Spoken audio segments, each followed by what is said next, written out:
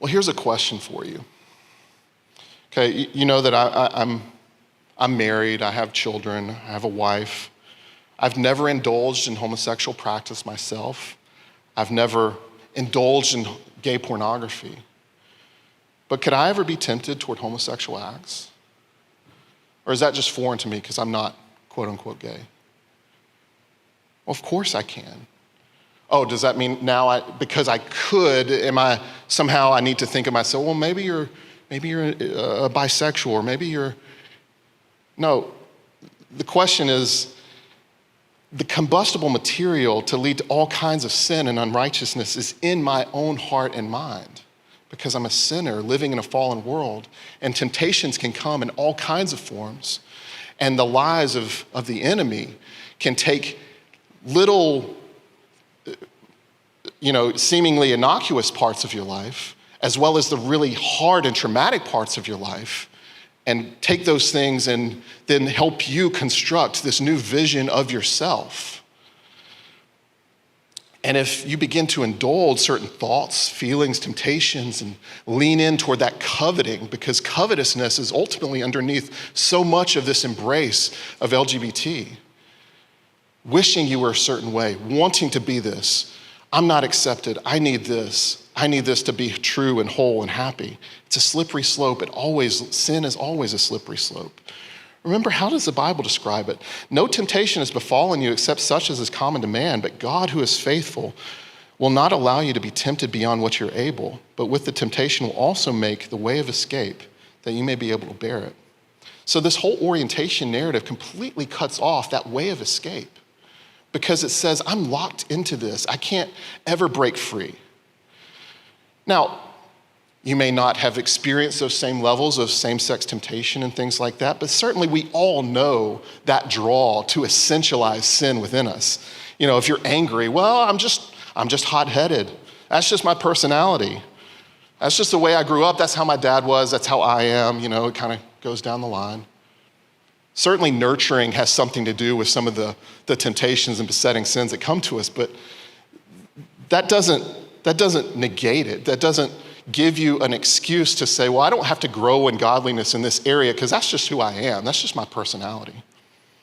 We can also pretty heavily spiritualize it and just say, well, it's just a besetting sin. So now it's not just my personality, it's besetting sin. That sounds better. That sounds more Christian.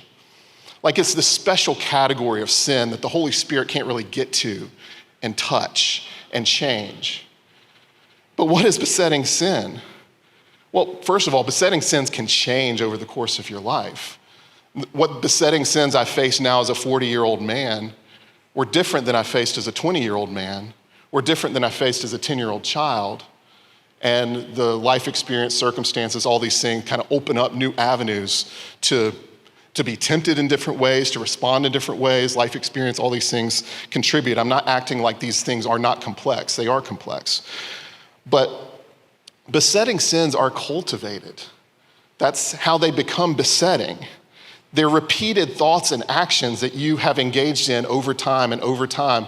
If you've ever talked with those who have been addicted to pornography, or if you've known that yourself, how easy was that first look? Probably not as easy as the second look. Because you probably had that sense of guilt and fear. Is somebody watching? Can I do this? You look kind of timidly, turned it away. But after that first look, the second look, you indulge a little more. Okay, like nothing happened. God didn't strike me down. Like maybe this is okay. Then the third look, the fourth look, fifth look, 100th look, Now you have a besetting sin. And now it's like, oh, well, I just prayed and God didn't immediately take away this temptation toward pornography. I guess this is just my besetting sin. It's Paul's thorn in the flesh. That's me. No, you can overcome. It's not easy, but it has to set your mind on things eternal and realize it's like ruts in the yard. My driveway kind of has a little bit of a curve to it. If I were to back just straight out because of where I park, I'd immediately be in the yard. And just last week, I thought, man, I don't know if I was tired or I was just like overconfident, but I'm just like, well, I'll just back out.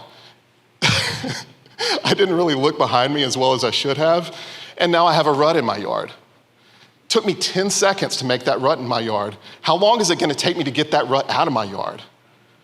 A lot longer than 10 seconds. You know?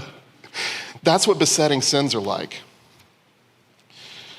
Do not be conformed to this world, but be transformed by the renewing of your mind, that you may prove what is good and acceptable and the perfect will of God, says Romans chapter 12, verse 2.